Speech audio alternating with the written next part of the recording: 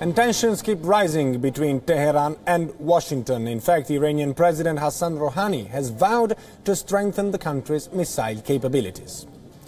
The president said that Iran will boost its military capabilities from missiles to ground, air and sea forces. Speaking to the media, Rouhani said, and here we quote President Rouhani, "We will increase our military power as a deterrent. We will strengthen our missile capabilities.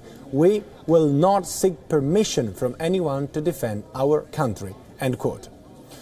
Iranian President Rouhani also stressed upon the defensive nature of the weapons Iran's convoy possess.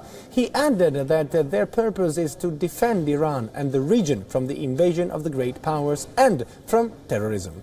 Reportedly, international observers have confirmed that Iran is adhering to the terms of the nuclear deal. But however, the United States continues to perceive Iran as a threat.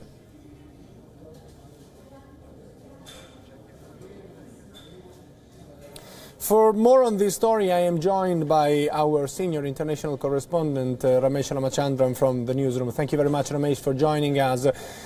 It seems that tensions are definitely not ending between Iran and the US, but international observers say that Iran is actually sticking to the deal. So why is the US still very aggressive against a deal that at the end of the day they made?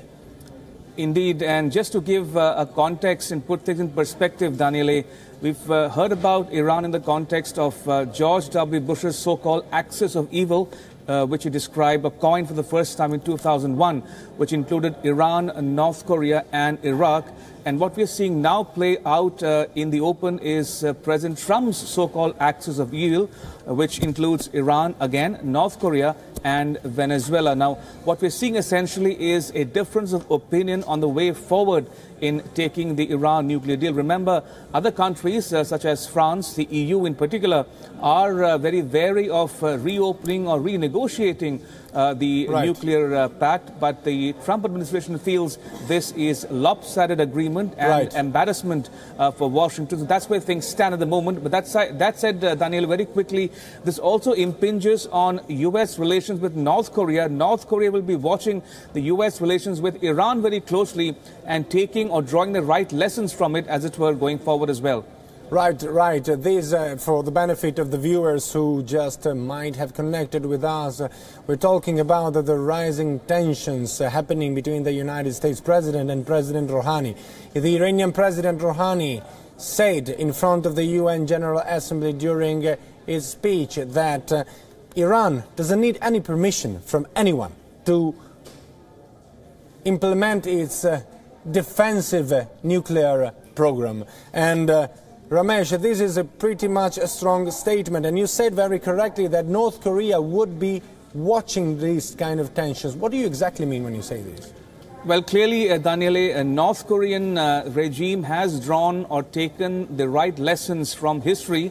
What do I mean by that? The way the US and its allies have treated other world leaders, namely Muammar Gaddafi in Libya, for instance, or any other world leader you can see on the world horizon. And the only reason why Muammar Gaddafi is not around is today is because Libya voluntarily chose to do away with its nuclear weapons program.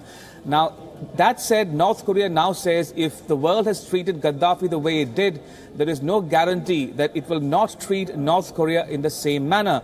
And that, to my mind, is a crux of the issue. And U.S. relations with Iran will also play itself out on the way North Korea chooses to fashion its response in the days ahead. Remember, if the Iran nuclear deal falls through, then it will be another argument in North Korea's defense for persisting with its nuclear and ballistic missiles program. Thank you very much. This was my colleague, senior international correspondent Ramesh Ramachandran.